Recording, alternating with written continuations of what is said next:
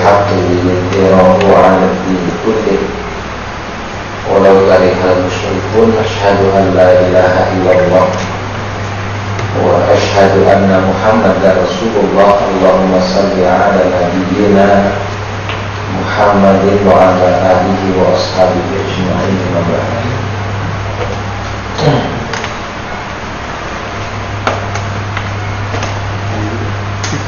Kita sampai di hadis ke-29, halaman 112. Hadis ke-29 halaman 112.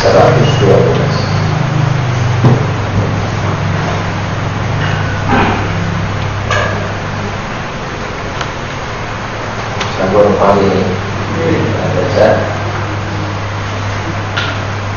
An Mu'adz bin Jabal radhiyallahu anhu qala qultu ya Rasulullah akhbirni bi'amalin yudkhiluni al-jannata wa yubaiduni an nari. Qala laqad sa'alta an azimin wa innahu la yasirun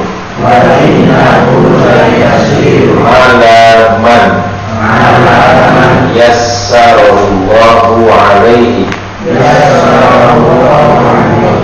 ta'budullaha la tusyriku bihi syai'an wa tuqimus salata wa tu'tiyaz zakata wa tasuma ramadana wa tasumu ramadana wa tahujjul baita thumma qala ala adulluka ala abwabil khair as-sawmu junnatun was-sadaqatu tudfi'ul khati'ah was-sadaqatu tudfi'ul khati'ah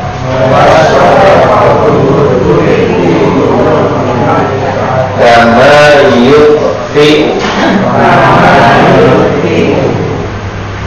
al-ma'u nar wa salatu rajuli fi jawfil layli thumma tala tatajafa junubuhum 'anil madaji'i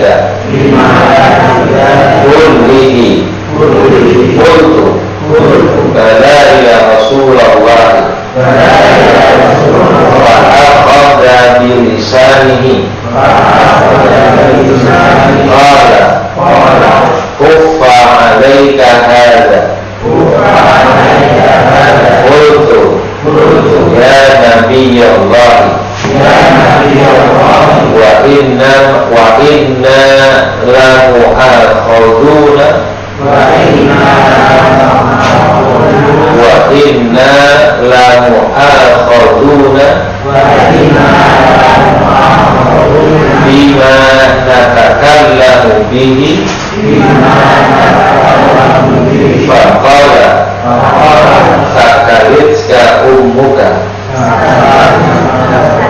fakilatka ummuka, wahal yakubun nasa finnari ala wujuhihim aw ala manakhirihim illa hasaidu al-sinatihim. Ini panjang di sini ya. Perhatikan terjemahnya sekaligus keterangannya. An Mu'adz bin Jabal, dari Mu'adz bin Jabal radhiyallahu anhu. Jadi hadis ini disampaikan oleh sahabat Nabi namanya Mu'adz bin Jabal radhiyallahu anhu. Qala, dia berkata, Mu'adz bin Jabal berkata, qultu, aku berkata, aku yakni Mu'adz bin Jabal, ya Rasulullah, wahai Rasulullah, akhbirni, beritahukan kepadaku, kabarkan kepadaku, bi amalin, mengenai satu amalan, yudkhiluni, yang akan memasukkan aku, amalan tersebut akan memasukkan aku al-jannah, ke dalam surga, wa yubaiduni, dan akan menjauhkan aku an-nar, dari neraka. Qala, Nabi bersabda, Nabi menjawab, laqad, sungguh, sa'alta, engkau telah bertanya, an azimin, tentang sesuatu yang besar. Wa innahu, dan sesungguhnya ia, sesuatu yang kamu tanyakan itu, ya, amal yang memasukkan ke surga, menjauhkan dari neraka itu, la yasirun, benar-benar mudah, la yasirun, benar-benar mudah, ala man yassarallahu alaihi, ya, atas siapa yang Allah mudahkan dia atasnya, bagi orang yang diberi kemudahan oleh Allah untuk melakukannya. Kemudian Nabi mulai menyampaikan amal-amal yang dimaksud setelah komentar, ya, laqad sa'alta an azimin wa innahu la yasirun ala man yassarallahu alaihi, komentar. Setelah itu kemudian Nabi, ya, menyampaikan jawaban tentang amal-amal yang memasukkan ke dalam surga, menjauhkan dari neraka. Ta'budullaha, engkau sembah Allah, la tusyriku bihi syai'an, engkau tidak sekutukan ia dengan sesuatu. Wa tuqimus sholata, engkau dirikan sholat. Wa tu'tiyaz zakata, engkau berikan, engkau tunaikan, engkau bayarkan zakat. Wa tasumu Ramadan, engkau berpuasa di bulan Ramadan. Wa tahujjul baita, engkau melakukan ibadah haji ke Baitullah. Tsumma qala, setelah menjawab amal-amal tersebut, ya, kemudian Nabi bersabda, tsumma qala, kemudian Nabi bersabda, ala adulluka, mau tidak aku kasih tahu, mau tidak aku tunjukkan kepadamu, ala abwabil khair, tentang pintu-pintu kebaikan. As-shawmu junnatun, puasa adalah perisai. Was-shadaqatu, dan shadaqah itu adalah tudfi'ul khati'ah, akan menghapuskan kesalahan. Kama yudfi'ul ma'un nar, sebagaimana air memadamkan api. Wa sholatul rajuli, dan sholatnya seseorang fi jawfil lail, di tengah malam. Tsumma ala, setelah menjelaskan pintu-pintu kebaikan itu, Nabi kemudian membaca ayat Quran. Tatajafa junubuhum anil madaji, tatajafa junubuhum anil madaji, lambung mereka jauh dari tempat tidurnya. Hatta balagha, sampai pada kalimat ya'malun, ya, Jadi di surat As-Sajdah ayat 16 sampai 17. Kemudian Nabi bersabda lagi, ala ukhbiruka, mau tidak aku beritahu kepadamu, bi ra'sil amri, tentang pokok urusan, wa amuduhu, tiangnya, wa dirwatu sanami, dan puncaknya. Fakultu, maka aku menjawab, bala ya Rasulullah, tentu saja mau ya Rasulullah. Kala Nabi kemudian bersabda, Rasul amri, pokok urusan adalah al-Islam, Islam. Wa amuduhu, tiangnya adalah as-salat, salat. Wa dirwatu sanamihi, puncak ketinggiannya adalah al-jihad. Tsumma kala, kemudian Nabi bersabda lagi, ala ukhbiruka, mau tidak aku beritahu kepadamu, bimalaki dzalika, yang bisa mengendalikan itu kulli, semuanya. Fakultu, maka aku jawab, bala ya Rasulullah, tentu mau ya Rasulullah. Fa'aqada, lalu beliau memegang bilisani, lisannya, ya, memegang lisannya, lidahnya. Qala, lalu beliau bersabda, kuffa alaika hadza, cukup bagimu ini, ya, artinya jagalah ini. Qultu, aku jawab, ya Nabi Allah, wahai Nabi Allah, wa inna la mu'akhadun, apakah sungguh kita akan disiksa bima natakallamu bihi, dengan sebab apa-apa yang kita ucapkan. Faqala, Nabi SAW kemudian bersabda, takilatska ummuka, ini ungkapan bahasa Arab, ya, takilatska ummuka, itu maksudnya kamu ini bagaimana sih, ya, terjemahan, ya, letaknya semoga ibumu kehilangan kamu ini bukan doa kisahnya, ya, tapi ungkapan bahasa Arab, kamu ini bagaimana. Wa al-yakubun nasa finnar ala wujuhihim aw ala manakihim, bukankah manusia dilemparkan ke dalam neraka benar pada wajah-wajah mereka, ya, atau ala manakihim, atau pada hidung-hidung mereka. Apakah manusia akan dijerumuskan ke dalam neraka dikarenakan wajah-wajah atau hidung-hidung mereka? Illa hasaidu alsinatihim, ya, tidak demikian, melainkan pasti dikarenakan hasil dari lisan mereka itu. Istilah, ya, hadis yang panjang ini ada banyak pelajaran. Satu, cermati bagian Mu'adz bin Jabal menyampaikan kepada Rasul SAW, ya Rasulullah, akhbirni bi amalin yudkhiluni al jannah. Bagian awalnya,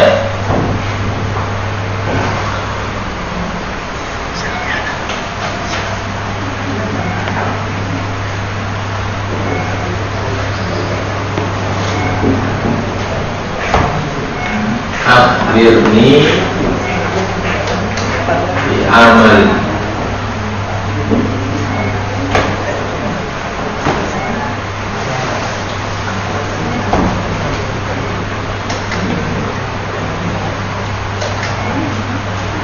akhbirni bi amal, ya Rasulullah, beritahu kepadaku tentang satu amal.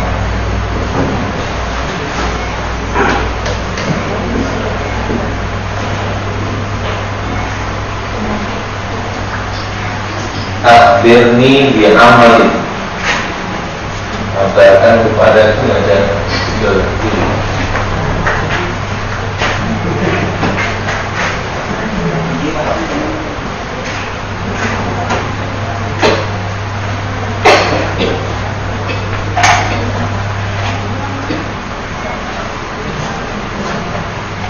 Pelajaran amal.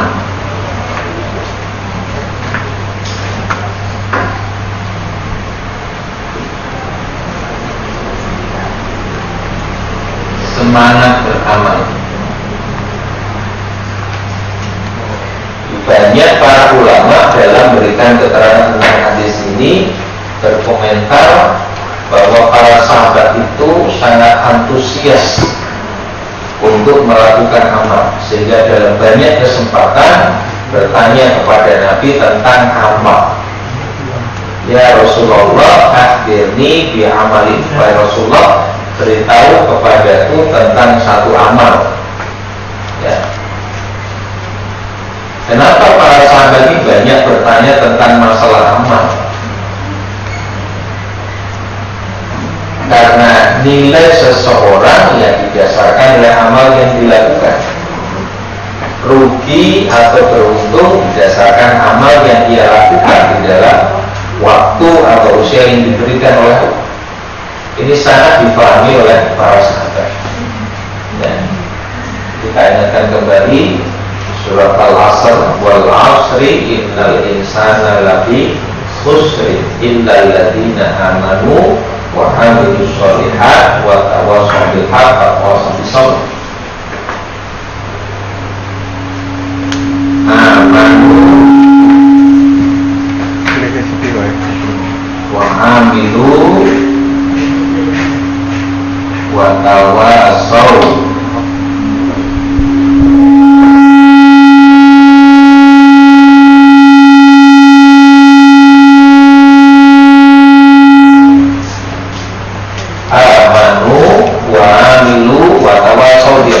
Surat Al-Asr.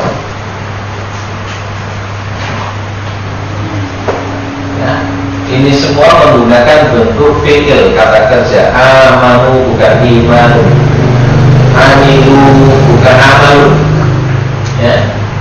Tawasau bukan tausiah, ya. Bukan isim tapi fi'il, bukan kata benda tapi kata kerja. Maka ini mengisyaratkan kerja atau amal. Ini penentu seseorang rugi atau beruntung. Demi waktu sungguh manusia benar-benar berada dalam kerugian, kecuali amanu wa amilu wa tawassaw. Amal apa yang dilakukan dalam waktu yang tersebut. Karena itu para sahabat demikian bersemangat untuk melakukan amal, karena amal inilah yang akan menentukan nilai diri mereka di hadapan Allah Subhanahu wa Ta'ala.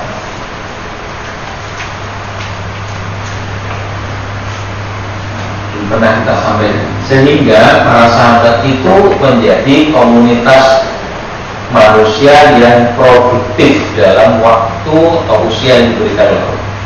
Ya, di sini jadikan mereka hidup produktif.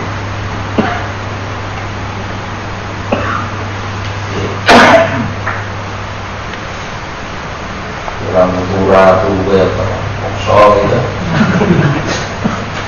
sampai lemes. Nah, hidup yang produktif, menggunakan waktu. Karena penggunaan waktu itu sesuatu yang harus bertanggungjawabkan. An umrihi bima afnahu.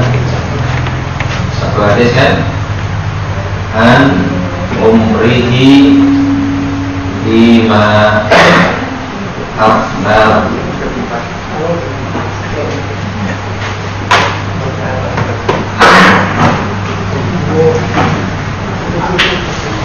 Ya, di satu hadis kami bersabda, tidak akan bergeser kedua kaki manusia di hari kiamat sampai ditanya, dimintai tanggung jawab dulu 4 hal.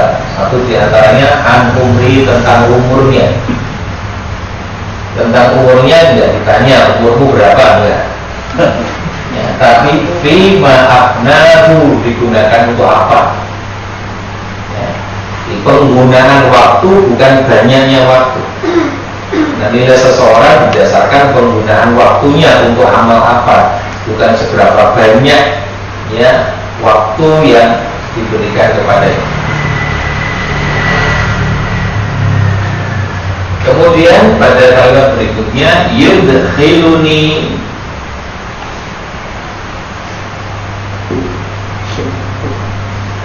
al-jannah wa yubaiduni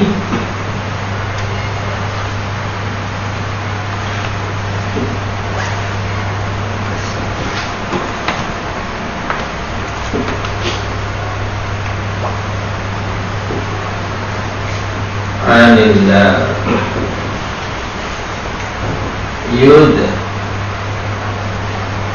Yudkhiluni al-jannata wa yubaiduni anillah.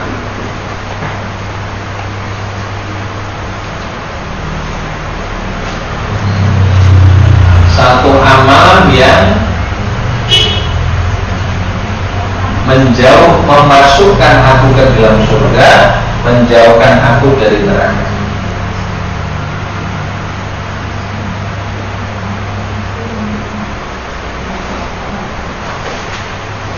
Dan aku ke dalam surga, menjauhkan aku dari neraka.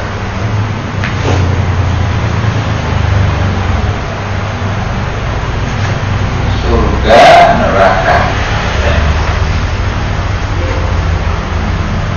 Maka pelajaran di sini adalah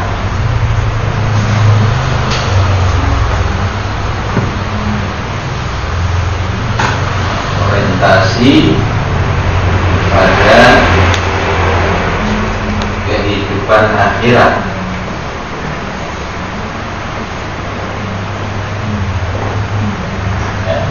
Orientasi kepada kehidupan akhirat. Para sahabat memahami, menyadari sepenuhnya bahwa jatah umur adalah waktu yang diberikan oleh Allah untuk melakukan sejumlah amal dalamnya.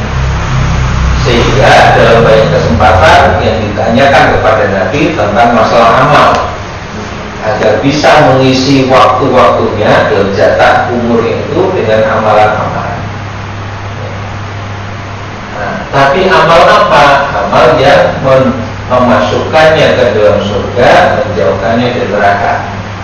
Ini berarti para sahabat itu berorientasi pada kehidupan akhirat.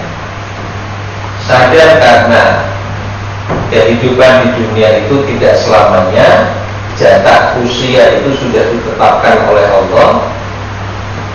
Ya, kemudian yang menjadi kehidupan sebenarnya dan selama-lamanya bukan di dunia, tapi di akhirat. Sehingga mereka melakukan amalan-amalan yang orientasinya adalah pada kehidupan akhirat. Ada Quran surat Yunus ayat 24 ya. Ini Quran surat Al-Quran. Saya cek dulu ya. Itu digambarkan Al-Quran. Al-Quran.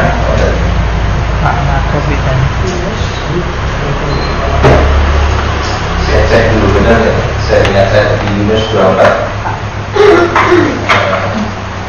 Masalul hayat itu ya, nama masalul hayat itu. Ya, betul ya. Yunus membaca segini sekarang sudah nggak bisa membaca nih.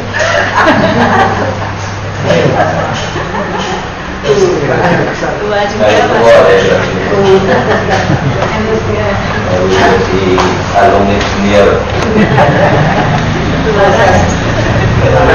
Ketularan. Sampai rumah foto yuk. Apa sih rumah foto? Ya benar ya, surat Yunus surat ke-10 ayat 24. Innama mathalul hayatid dunya, ya, agar kita memahami hakikat kehidupan dunia yang dijelaskan oleh Allah ya. Innama sesungguhnya tidak lain matalul hayat di dunia, permisalan perumpamaan kehidupan dunia, kama in anzalna minas sama. Ini ada beberapa tahap.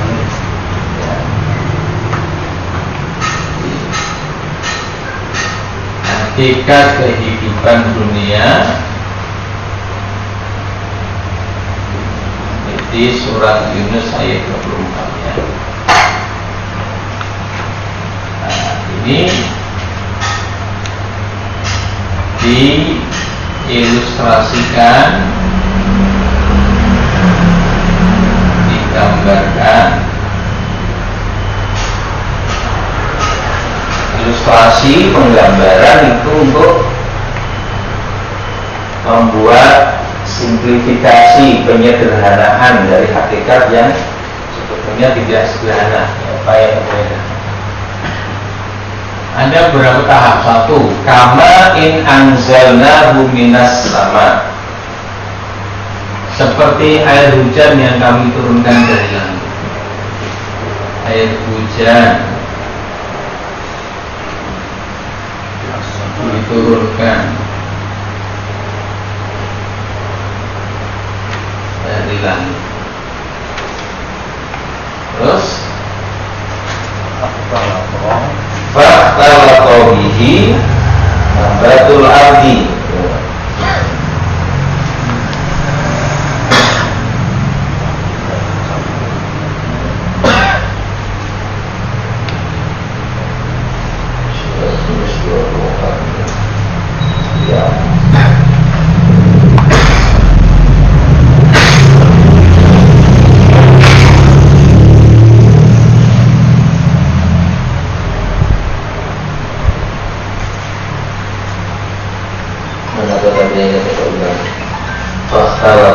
Nabatul ardi 24.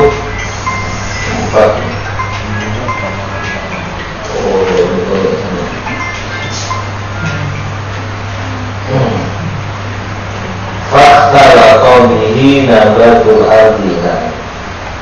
Fakhtalaqa bihi nabatul ardi, lalu tumbuh berbagai macam tanaman-tanaman. Tumbuh bermacam tanaman di bumi. Terus ketiga, ditata mimma ya'kulunas wal an'am, ya, dari apa-apa yang manusia dan binatang ternak akan makan, yaitu dari tumbuhan yang tanaman-tanaman yang tumbuh di bumi itu. Hatta idza akhadhatil ardu zukhrufaha wa zayyana, sampai atau sehingga bumi telah sempurna, ya, perhiasannya dan telah sempurna keindahannya dan berhias.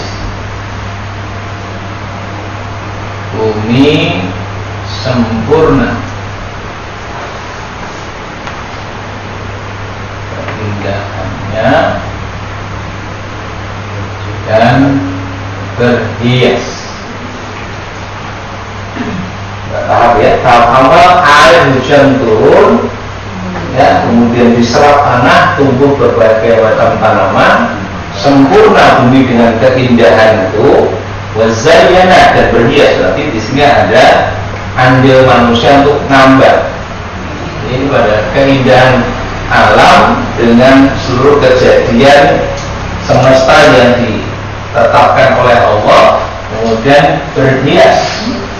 Ada manusia yang bangun rumah dulu, mungkin keindahannya sangat alami, ya, sawah, kebun dan sebagainya. Kemudian manusia hidup, mulai bangun gedung-gedung, kemudian dibuat, ya, gerakan rekayasa, ya, berbagai macam bangunan-bangunan. Nah, sampai kemudian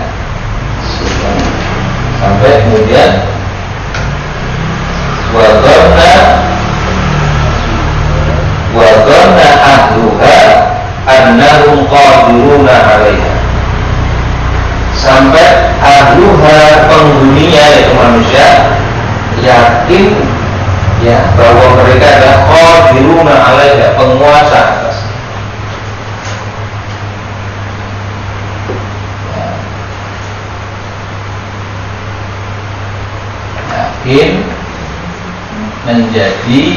qadirun, penguasa bumi.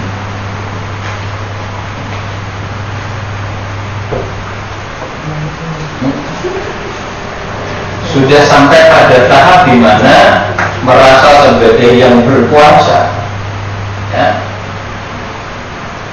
dia akan melakukan tindakan sesuai dengan apa yang diinginkan. Nah, dalam tahap atau keadaan seperti itu, maka Allah Subhanahu wa Ta'ala berfirman, ataha amruna lailan aw nahar. Sudah seperti ini, maka ataha amruna, datangkan siksaan kami. Sudah Pak, sampai pada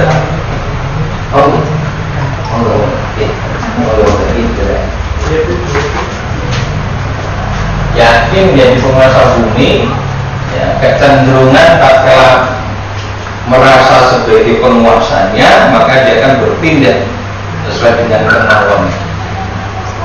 Dia tidak peduli lagi dengan yang telah memberi dan melakukan pengaturan alam semesta ini. Ya.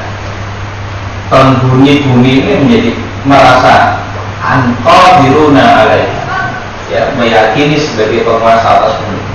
Maka ataha amruna, datanglah siksa.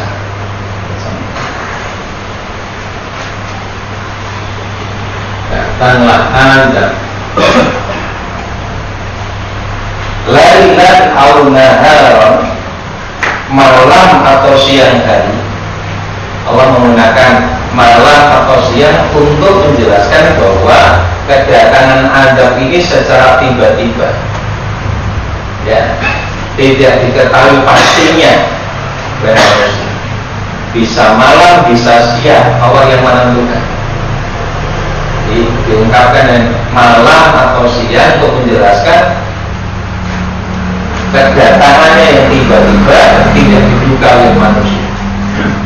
Tapi pada satu kondisi di mana manusia sudah merasa menjadi penguasa atas bumi, ya, bertindak dengan sesuai hawa nafsunya, datanglah azab secara tiba-tiba yang menghancurkan seluruhnya.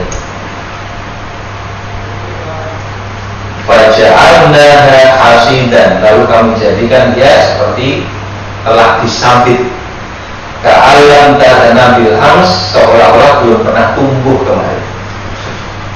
Ya, datang azab ini kemudian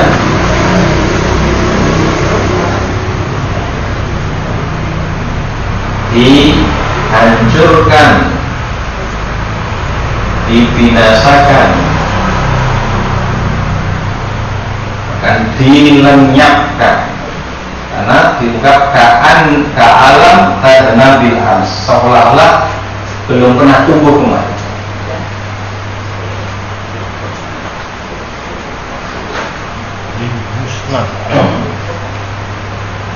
Seolah-olah belum pernah tumbuh kembali. Kadzalika, demikianlah nufassilul ayat, kami jelaskan ayat-ayat ini di qaumi yatafakkarun, bagi orang sebipun dia tahu hakikat kehidupan dunia ini ya tahap-tahap ini saja.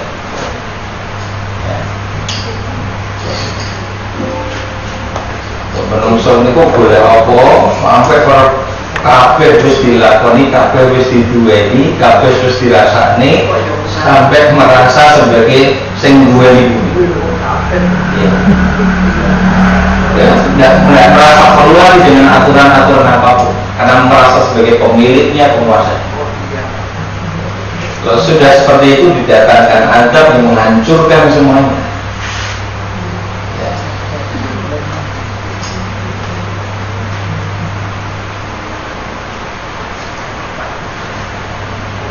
Nah, kalau apa-apa yang tadinya sedemikian dibanggakan, disombongkan, sampai menjadi tidak peduli dengan tuntunan Allah, habis semuanya terlalu.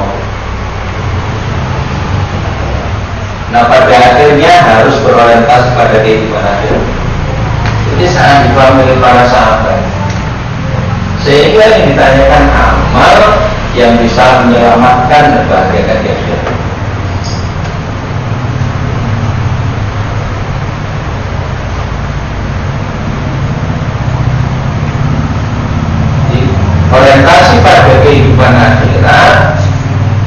bukan meniadakan amal-amal untuk mendapatkan keduniaan secara materi, tetapi berkaitan dengan orientasi.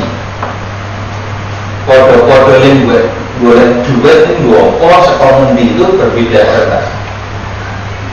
Ya. Cari uangnya sama saja, semangatnya bahkan jauh lebih besar. Kalau orang tahu betul ya nasib di akhirat itu sangat ditentukan oleh sarana keduniaan yang dia gunakan untuk keselamatan dia. Nah, ini kan orang yang zuhud, ngerti hakikat kehidupan dunia ini tidak selamanya, lalu dia gunakan kesempatan saat hidupnya untuk beramal yang menyelamatkan dirinya di kehidupan akhirat. Dan segala kesenangan duniawi dia sangat pahami tidak lebih sebagai sarana untuk menjadi amal soleh, untuk menjadi amal taat. Maka harta yang sesungguhnya adalah harta yang kita gunakan untuk taat pada Tuhan.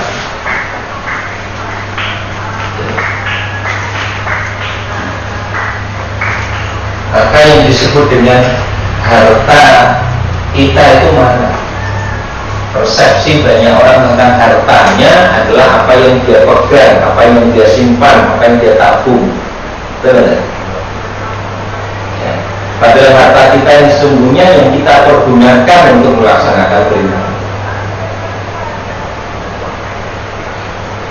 Harta yang kita gunakan tidak untuk taat pada perintah Allah, sekadar untuk kesenangan, sekadar untuk berbangga-bangga.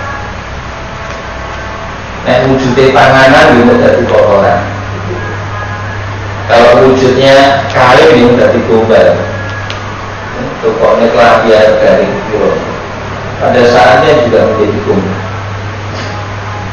Maka Nabi bersabda, ya kulnas, manusia berkata, mali hartaku. Padahal mana harta manusia itu?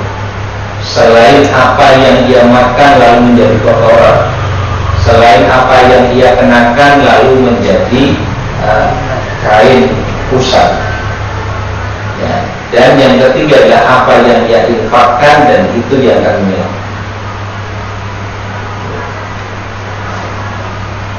Kalau sekedar untuk berbangga dan menyombongkan diri, banyak-banyakan harta, mengikut ya, pengaruh dan sebagainya, orang-orang ini ya.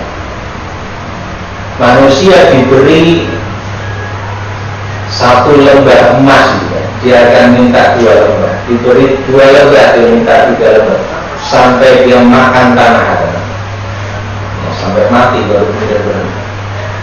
Al-haakumut takatsur hatta zurtumul maqabir. Bermegah-megahan telah melalaikan kalian dari kehidupan akhirat sampai kalian masuk ke liang.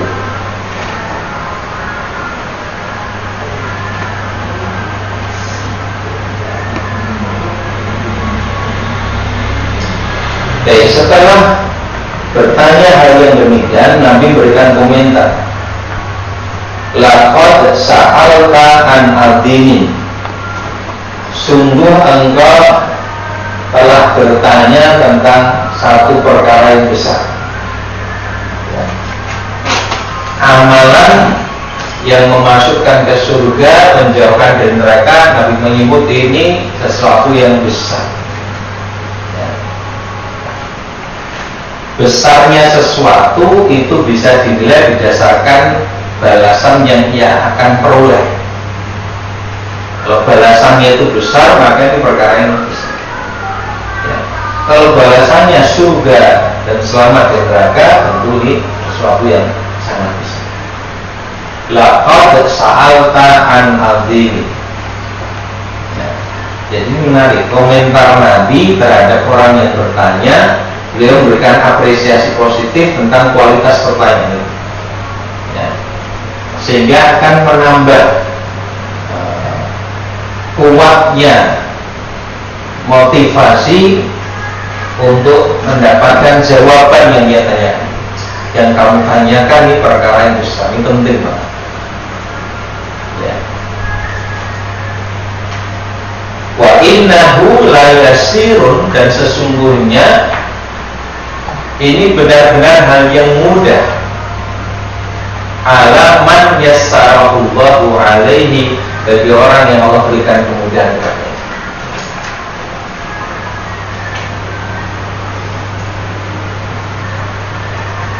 Jadi yang ketiga,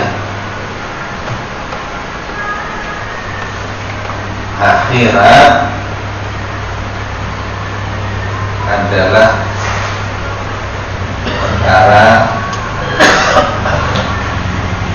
yang besar.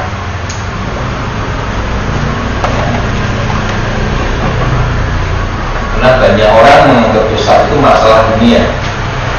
Dan dunia itu dana dunia itu artinya rendah, dekat atau rendah. Akhirat itu perkara yang besar.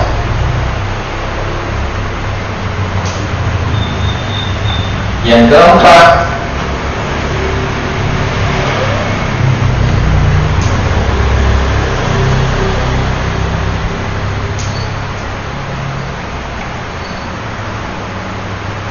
melakukan amal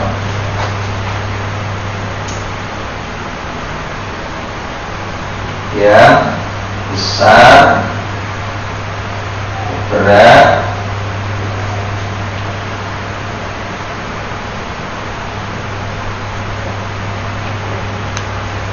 menjadi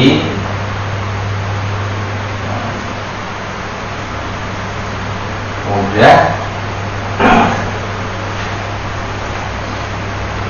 bagi orang yang dimudahkan oleh Tuhan.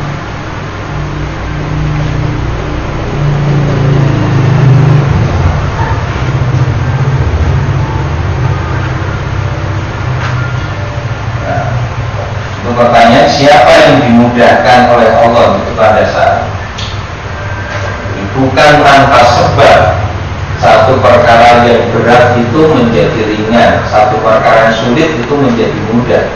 Allah menetapkan syaratnya, sehingga dengan memenuhi syarat itu Allah berikan kemudahan.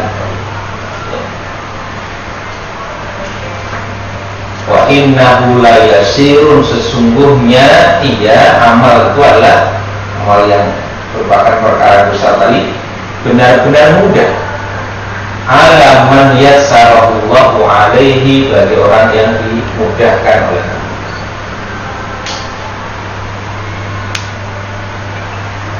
Ini contohnya, dan sesuai dengan yang kita lakukan satu puasa. Saya pernah sampaikan contoh, puasa ini pada asalnya amal yang berat sebetulnya. Puasa itu pada asalnya adalah amal yang berat, karena harus menahan dari sesuatu yang kita butuhkan dan kita suka. Ya. Kalau harus menahan diri dari sesuatu yang dibutuhkan dan disuka itu kan perkara berat itu. Makan, minum itu kan hal yang kita sukai dan kita butuhkan. Kok suruh nahan, jangan makan dulu, jangan minum, ini berat sebetulnya.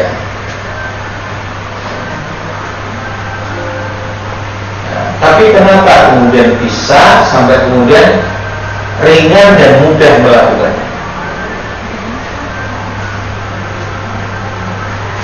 Karena Allah memberikan kemudahan. Kenapa Allah berikan kemudahan?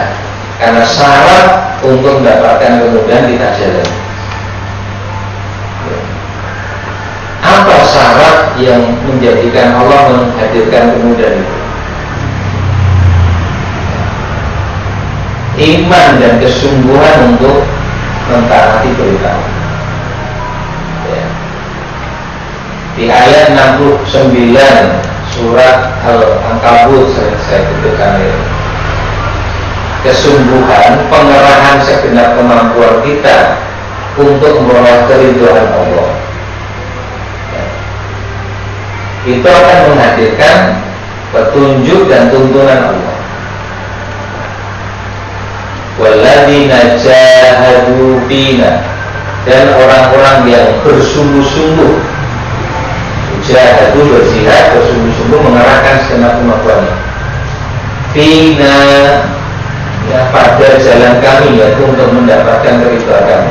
Lanahdiyannahum, pasti kami akan tunjukkan kepada mereka subulana, jalan-jalan kami, tunjukkan.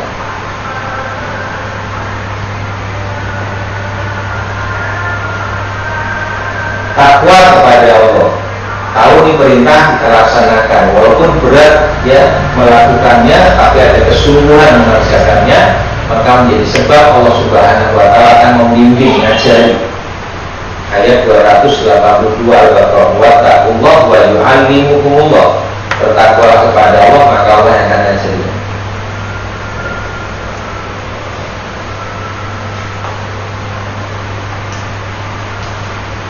Dilapangkan dadanya, dilapangkan hatinya, karena kelapangan dada ya itu menjadi sebab berat atau ringannya amal itu dilakukan. Di amal yang kecil itu akan terasa berat, kemudian rasanya berat. Amal itu terasa ringan kalau lapang dada dan dia dalam keadaan senang. Pengajian dan senang rasanya enggak. Tapi kalau orang senang ngaji itu, walaupun jarak kita pun dirasakan pun. Ya. Kenapa? Hatinya tidak lapang. Dan kelapangan hati itu diberikan oleh Allah jika kita beriman. Ayat 11 surat At-Tawbun, surat ke-64 ayat 11, kemudian nanti nyambungnya di ayat 125 surat Al-An'am, surat ke-6 ayat 125. At-Tawbun ayat 11 Allah berfirman, wa may yu'min billah yahdi qalbah. Barang siapa yang beriman kepada Allah, yahdi qalbah, Allah akan beri petunjuk hidayah kepada hatinya. Terus ayat 125 surat Al-An'am ya. Faman yuridillahu ayyahdiyahu. Siapa yang dikehendaki Allah untuk diberi petunjuk oleh Allah, yashrah sadrahu, Allah lapangkan hatinya lil Islam, untuk Islam, untuk taat, untuk patuh pada Allah. Merasa lapang dalam melakukan ketaatan, itu tatkala hati ini diberi petunjuk oleh Allah. Hati diberi petunjuk oleh Allah jika kita mau beriman. Ya. Jadi, iman dan kesungguhan itu yang menjadi sebab Allah berikan kemudahan dalam melakukan amal-amal yang sangat besar. Jadi, jangan pandang besar dan beratnya amal, dia akan menjadi mudah asal Allah memudahkannya. Fokus kita adalah bagaimana agar Allah memberikan kemudahan. Ya, berimanlah dan bersungguh-sungguhlah dalam melakukan. Ya, nanti biarkan Allah yang kemudian akan memberikan kemudahan.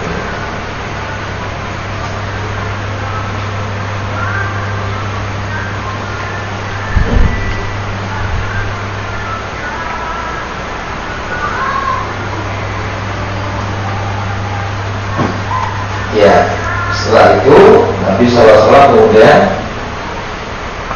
menjelaskan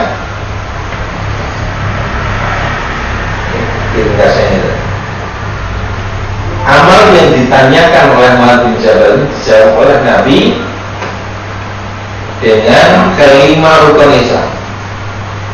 Ta'budullaha la tusyriku bi syai'an, itu syahadat sebenarnya. Engkau sembah Allah dan engkau tidak sekutukan dia dengan sesuatu. Asyhadu an la ilaha illallah. Terus asyhadu anna Muhammadar Rasulullah di mana? Pada kaifiatnya, tata cara dalam beribadah kepada Allah. Itu sudah jadi satu di sini. Ya. Yang kedua, wa tuqimus shalah, mendirikan sholat. Wa tu'tiyaz zakat, membayar zakat, wa tasumu Ramadan, puasa Ramadan, wa tahujjul bait. Ya, beribadah haji ke Baitullah. Nah, yang disebut Nabi ini adalah amal-amal pokok yang akan memasukkan seseorang ke dalam surga, menjauhkan dari neraka. Sebelum ke situ ada yang kelewat. Yudkhiluni al-jannah wa yubaiduni an-nar Ini juga memberikan pelajaran bahwa amal-amal soleh itu menjadi sebab seseorang masuk surga. Lihat nanti surat Az-Zukhruf ayat 72. Az-Zukhruf surat pertama ayat 43.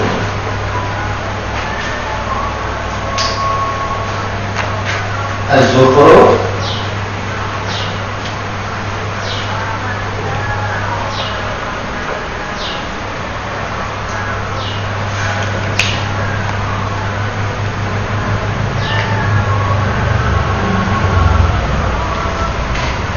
ayat 72.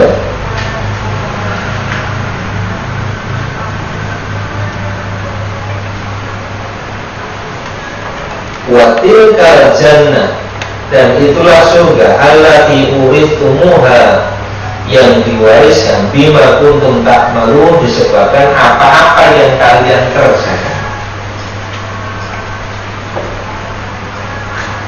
Ini dalil yang menjelaskan amal itu yang menjadi sebab orang masuk surga. Amal soleh, amal ketaatan, amal keimanan, itu yang sebab masuk surga. Lalu bagaimana dengan sabda Nabi?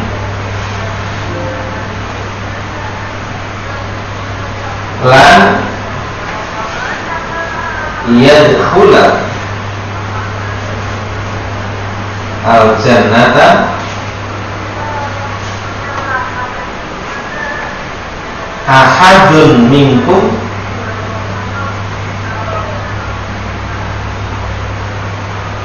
bi amalihi.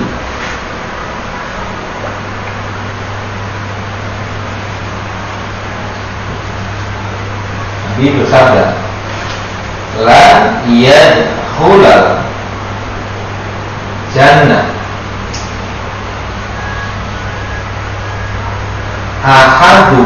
ahadun minkum fi amalihi.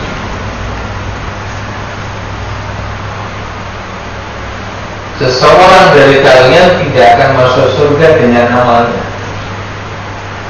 Di ayat ini disebutkan tilkal jannah urithumuha allati urithumuha bima kuntum ta'malun.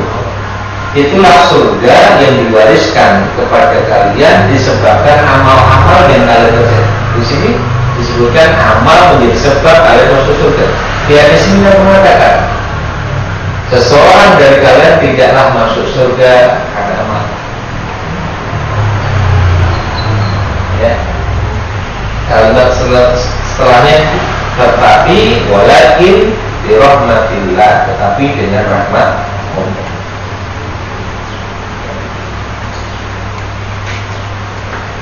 Walakin wa innama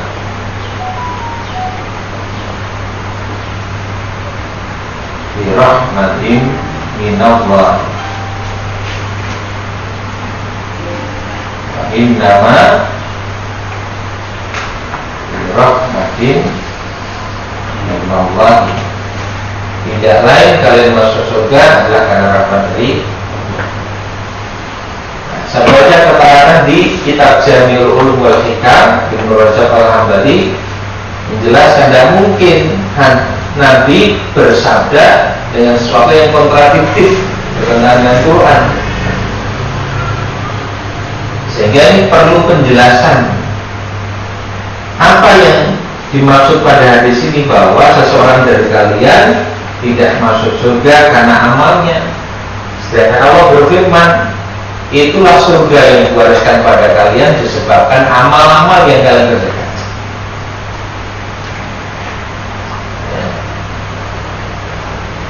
Yang pasti benar Allah di sini. Bukan berarti Nabi salah, tapi ini pasti ada maksud karena ada kalimat wa innama birahmatin minallah.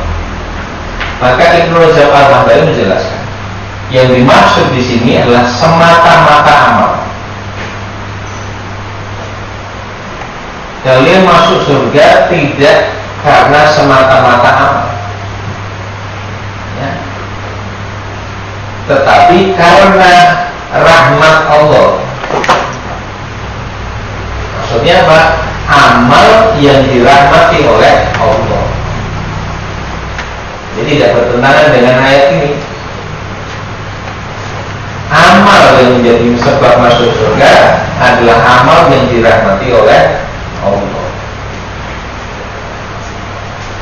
Amal yang dirahmati oleh Allah yang bagaimana? Yang ikhlas melakukannya, yang benar tata cara mengerjakannya. Nah, makanya menjadi amal yang dirahmati. Sehingga pada hakikatnya bukan amal ini, tapi rahmat Allah inilah yang memasukkan kalian ke dalam surga. Ya. Kalaupun disebut sebagai amal, adalah amal yang mendapatkan rahmat Allah. Ya. Satu. Kemudian mana yang lain? Tidak semata-mata amal itu artinya tidak semata-mata didasarkan nilai dari amal yang dilakukan itu. Ya. Karena nilai amal ini dengan rahmat Allah bisa berlipat ganda, bisa bersifat kontinu, tidak pernah berhenti. Dengan satu kali melakukan amal misalnya, maka nilai pahalanya bisa terus menerus tanpa pernah terputus. Itu pun karena rahmat Allah. Tapi kalau semata-mata amal yang dilakukan, ya hanya senilai dengan amal itu saja. Tapi kalau Allah memberikan rahmatnya, amal itu bisa berlipat ganda atau bahkan bersifat terus menerus.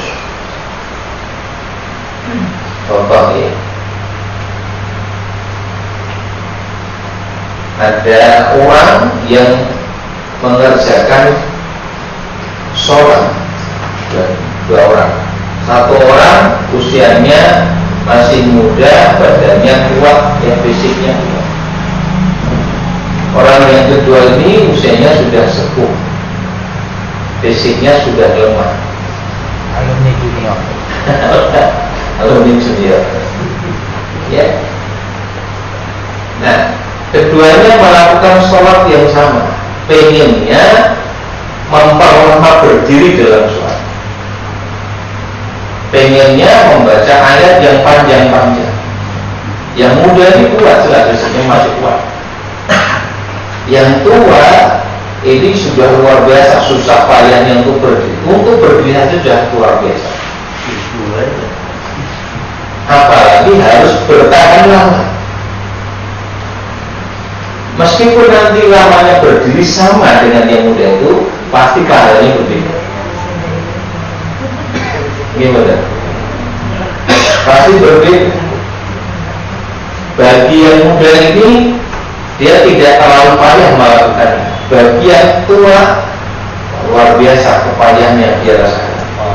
Tidak mungkin akan dinilai sama. Allah Maha Adil. Itulah rahmat Allah. Nilai amalnya tidak akan disamakan oleh Allah karena kasih sayang Allah karena nah, begitu juga saya pernah sampaikan, orang yang di masa mudanya punya amal kebaikan yang rutin dia kerjakan, terus menerus dia kerjakan. Tapi saat usianya tua, dia punya keterbatasan kemampuan, mengalami kelemahan kemampuan. Apa-apa yang dulu rutin dikerjakan sudah tak mampu dia kerjakan, atau berkurang kadarnya jadi. Ya. Tapi dengan rahmat Allah, kasih sayang Allah, Allah tetap mencatat sama persis dengan ketika dia melakukan itu saat muda. Kenapa? Karena dia punya kebiasaan yang terus-menerus terjaga. Kenapa saat tua tidak dilakukan? Karena kelemahan fisik, bukan karena enggan, bukan karena males, ya, bukan karena wegah, tapi kemampuan sudah tidak lagi dimiliki. Allah tetap catat proses seperti saat muda dia.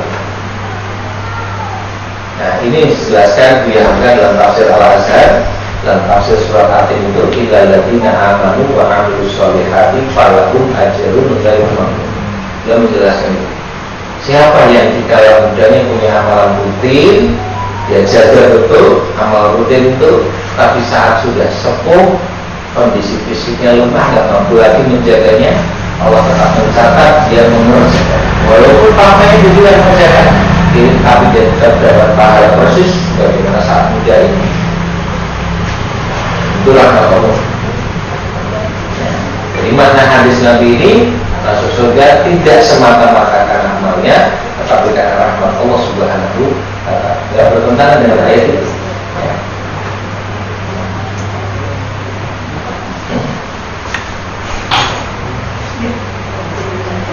Setelah disebutkan amal berupa rukun Islam tadi, lalu Rasulullah SAW bersabda, ala adulluka ala abwabil khair, mau tidak aku tunjukkan kepadamu pintu-pintu kebaikan. Ada dua makna yang tidak kita ambil di sini. Pertama, pintu-pintu kebaikan. Kebaikan-kebaikan yang sangat banyak jumlahnya, ya, itu ada pintu-pintu. Yang jika kita masuk melalui pintu itu, maka kita akan bisa mengerjakan hal yang lainnya. Jadi masukilah berbagai kebaikan itu lewat pintu-pintu ini. Dan Rasul menyebut pintu-pintu kebaikan pada di sini. Pertama adalah puasa, sedekah, dan sholat. Puasa, sedekah, sholat. Ini dikerjakan akan membuka kebaikan-kebaikan yang lain. Itu satu mana dari abwaabul khair.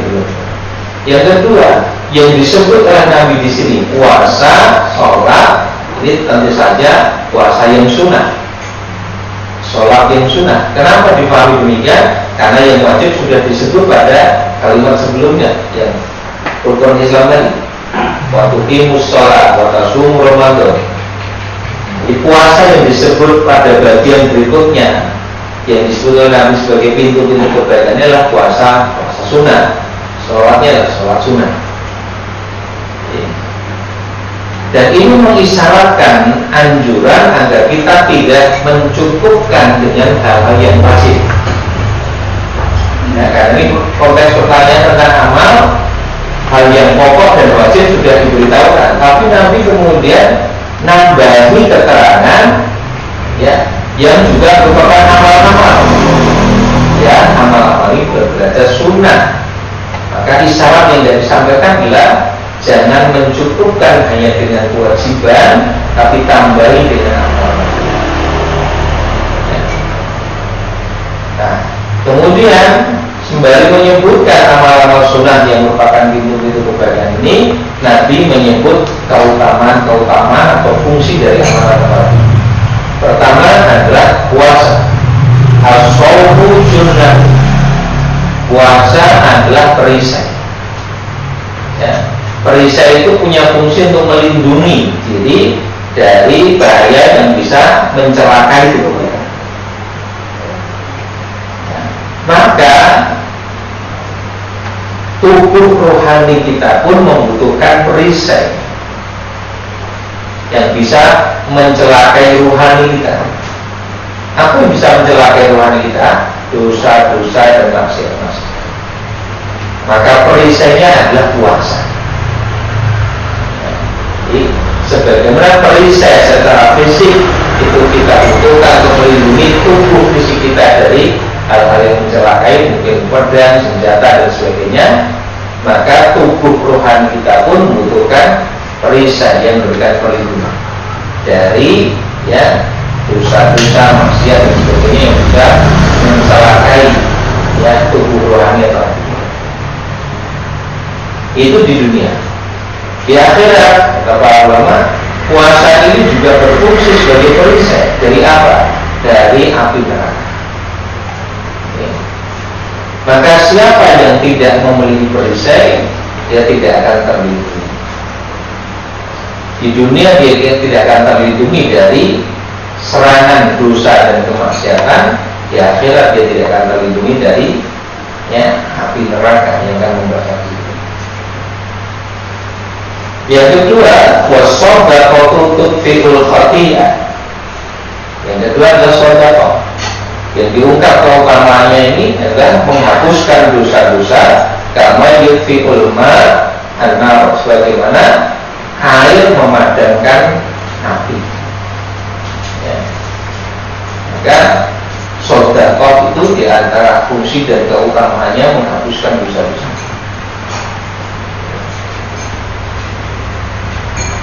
Orang sudah berupaya melindungi dirinya dengan perisai, itu kadang-kadang ada juga yang lewat juga. Ya. Sebagian besar sudah terlindungi oleh perisai, tapi ada beberapa bagian serangan yang kena tubuh juga.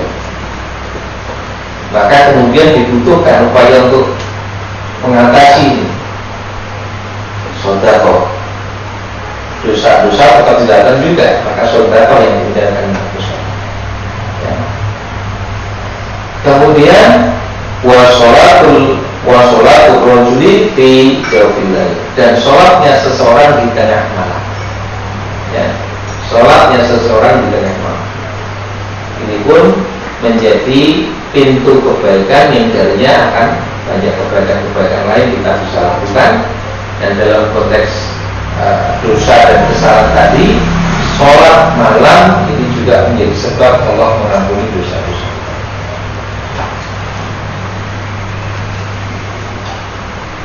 Kemudian Nabi membaca ayat 16-17 surat As-Sajdah. Tataja fajunuhum anil madaji, lambung mereka jauh dari tempat tidurnya. Yani mengurangi jam tidur dan pergunakan sebagian waktu malamnya untuk mengerjakan ibadah sholat. Kemudian Nabi bersabda, ana ukhbiruka bi rasil amr wa mudhihi wa dirwatu sanamihi. Ini mungkin kita cukupkan dulu ya. Ini keterangannya panjangan ya. Kita batasi dulu sampai di abwaabul khair ya, pintu-pintu kebaikan. Karena setelahnya Nabi kemudian akan menjelaskan kerangka globalnya dari agama. Ya.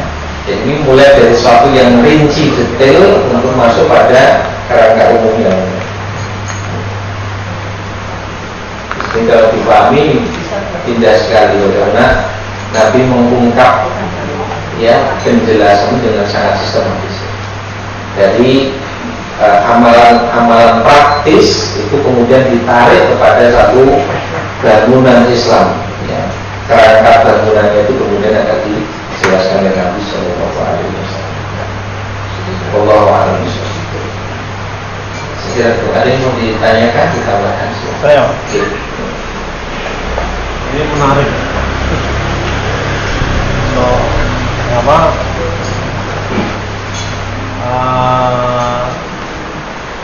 Artinya kalau kita mau lihat realita kehidupan yang kita hadapi itu, dunia ini kan penuh dengan ambisi, penuh dengan cita, penuh dengan kemauan. Nanti artinya boleh kita punya ambisi, punya cita-cita, menguasai dunia ini, tapi dengan tujuannya untuk akhirat, orientasinya ke akhirat.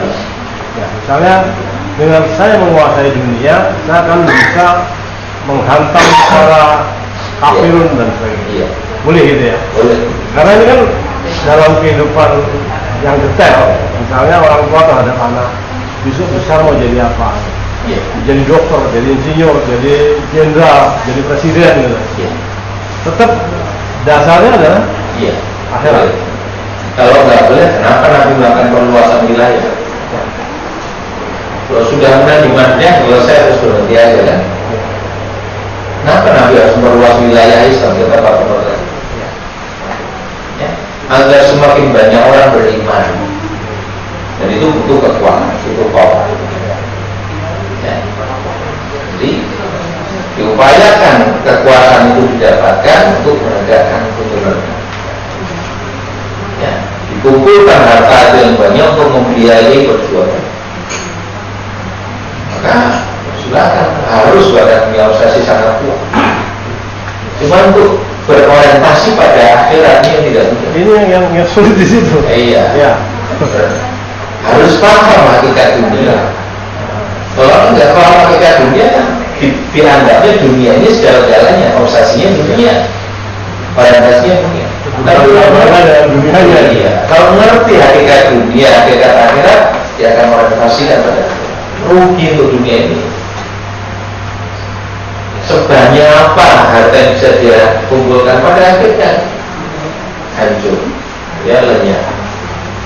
Setinggi apa posisi kedudukan yang dia capai, pada akhirnya satu juga. Sifatnya dunia, tapi akhirat selama-lamanya. Ya, maka rugi pasti orang yang menganggap baik. Kalau mau kumpulkan, harus kumpulkan. Capek kekuasaan, capek itu. Tapi orientasikan kumpulannya.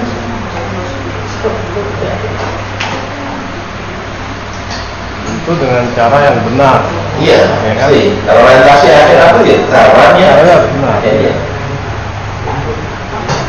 Dari mana ke mana kita berada.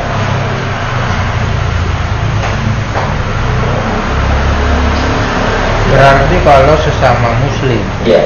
berkompetisi untuk sesuatu hal, entah itu kekuasaan kah, jabatan kah, uang kah, berkompetisi tapi sama-sama berorientasi ke akhirat. Artinya Pasal Bukul Khairah. Kalau banyak diperintahkan. Puasa itu bersegera. yang penting tidak saling sikut-sikutan gitu. Iya, ya caranya nggak boleh ya melanggar aturan. Orientasi akhirat masa waktu yang melakukan dosa. Berarti bukan orientasi akhirat. Karena para pemimpin punya kadang-kadang kan punya apa namanya teori yang menurut dia ke A ini lebih baik daripada B, sementara B yang lain menilai B ini lebih baik daripada A. Satu tujuan, cuma caranya mungkin yang berbeda. Iya. Ya, cara berbeda tidak mengapa, tetapi untuk satu tujuan yang sama harusnya saling bekerja sama. Al-mu'min lil mu'min kal bunyan. Seorang mukmin dengan mulanya seperti satu bangunan. Ya syuddu ba'duhu ba'dan. Yang satu akan menguatkan yang lain. Ya. Di ayat 103 juga begitu. Surat Ali Imran. 103. Wa'tasimu bihablillahi jami'a wa la tafarraqu. Berpegang teguhlah kalian semua dengan agama Allah, jangan berpecah belah. Kalau memang tujuannya sama, kenapa terpecah belah? Ini pasti ada hal yang keliru. Pasti tujuannya tidak sama nih. Gak mungkin sama. Kalau tujuannya ilallah kepada Allah, tujuannya tauhid, itu gak mungkin gak kemudian sikut-sikutan, saling menjatuhkan, gak mungkin. Itu perilaku orang musyrik. Karena tidak bertauhid. Surat Ar-Rum 130. Wala takunu minal musyrikin alladzina farraqu dinahum wa kanu syi'a. Jangan kamu menjadi dari orang-orang musyrik. Mereka memecah agamanya dalam beberapa kelompok. Lalu kullu hizbin bima ladaihim farihun. Tiap kelompok bangga dengan apa yang ada pada kelompok. Itu Allah menyebut itu perilaku orang musyrik.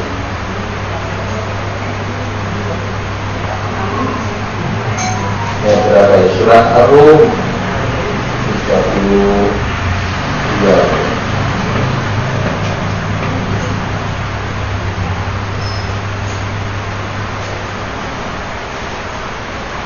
Ya, 31, 32. Menutup ayat 31, wala takunu minal musyrikin, jangan kalian menjadi orang-orang musyrik. Minal ladzina farraqu dinahum, yaitu orang-orang yang memecah belah agamanya. Maka syi'a, sehingga mereka menjadi bergolong-golongan. Kullu hizbin bima ladaihim farihun. Setiap golongan bangga dengan apa yang kepada golongan. Yang dibanggakan itu bukan kelompoknya, tapi Islamnya. Ya, berbeda metode cara tidak ada masalah, bagi tugas saja sinergi. bersinergi satu dengan yang lain.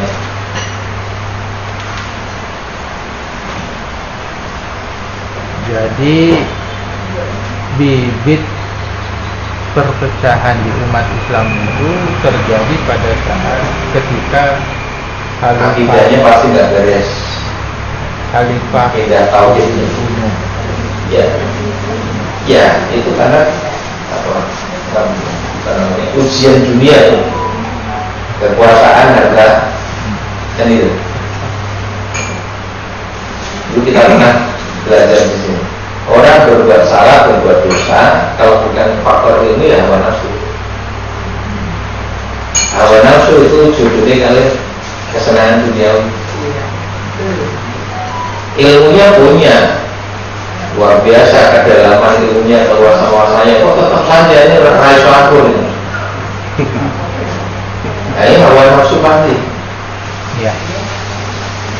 Popularitas, kata yang banyak, kedudukan, posisi, itu masalahnya. Ya, silakan. Ya, seperti kemarin misalnya ya, itu masalah puasa, ya kan ada yang mulai di hari Senin, ada yang hari Selasa. Ya. Nah, saya pribadi waktu itu kebetulan pas lagi posisi di Magelang, lagi di pasar, gitu kan. Terus ketika orang itu yang saya temui itu dia bilang, aku melu sing akeh wae. Ya, gitu kan. Terus kok saya itu ikutnya kok keluar ya? Maksudnya keluarnya ya itu tadi, apakah itu salah satu yang dimaksud sama Ustaz Siti tadi bahwa bangga dengan golongan-golongannya, gitu kan. Saya merasa diri saya waktu itu kemarin itu saya merasa, loh aku orang media, gitu loh. Jadi saya bilang sama ibu-ibu itu, saya bilang gini, iya ya bu, anu melu saya akeh, kleru ya kleru kabeh. Saya merasa paling benar gitu loh, itu termasuk orang itu enggak gitu ya. Iya. Bangga dengan golongannya itu dalam arti ujub, takabur dan merendahkan dia yang lain. Memutarkan kebenaran pada kelompoknya dan kelompok lain harus salah. Itu sudah Tidak boleh kayak gitu ya? tidak boleh. Itu sudah fanatisme orang. Sophia. Tapi kita harus yakin saya benar, tapi mungkin ada kekeliruan. Kita yakin dia ada yang salah, tapi mungkin juga benar. Kemungkinan itu tetap harus dijaga. Ya, seperti Imam Syafi'i mengatakan, ya, aku yakin pendapatku benar, tapi mungkin salah. Aku yakin pendapat orang lain salah, tapi mungkin benar. Jadi tidak boleh menutup kemungkinan itu secara mutlak. Nah, disitulah kemudian butuh ilmu, ya, upaya untuk menggali kebenaran tadi dengan ilmu, sehingga tidak sekedar melu-melu sing akeh, melu liyane, melu tanggane, tapi ya didasarkan dengan takwa. Wala taqu ma laisa laka bihi ilmu. Jangan kamu ikuti sesuatu yang kamu tidak punya ilmu. Itu Allah. Masih ada? Ya, silakan. Jadi Ustaz bilang bahwa semakin masih muda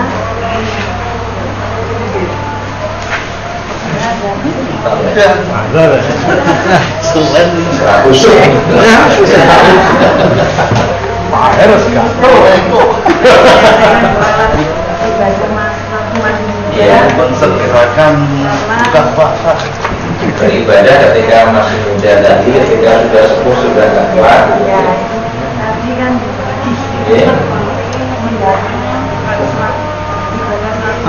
Dapat pahalanya terus. misalnya sewaktu masih muda belum banyak ibadah, tapi setelah tua ibadah yang mungkin karena belum tahu ilmunya, mungkin juga belum atau tobat ya. Nah itu Tidak ada kata terlambat, ya. Jadi misalnya baru ngeh dengan agama, baru semangat dengan agama ketika sudah sepuh, gitu ya. Ya sudah, kerjakan saja dengan sungguh-sungguh sesuai dengan maksimal kemampuan kita, dan tetap berlaku rahmat Allah kasih sayang. Artinya apa? Nek wis sepuh itu kalau orang yang kemampuan usaha ya sekali saja dia pengen tenang itu ternyata kalau tenang beliau tenang kuat, ya sudah semampunya. Tapi dengan semampunya itu, dengan niat yang sangat kuat itu Allah melipat gandakan pahalanya. Gitu. Kata Allah kan menunjukkan ada dulu ya. Bukan dulu ya, jadi dengan doa Allah subhanallahi wa bihamdihi. Alhamdulillahirabbil alamin. Assalamualaikum warahmatullahi wabarakatuh.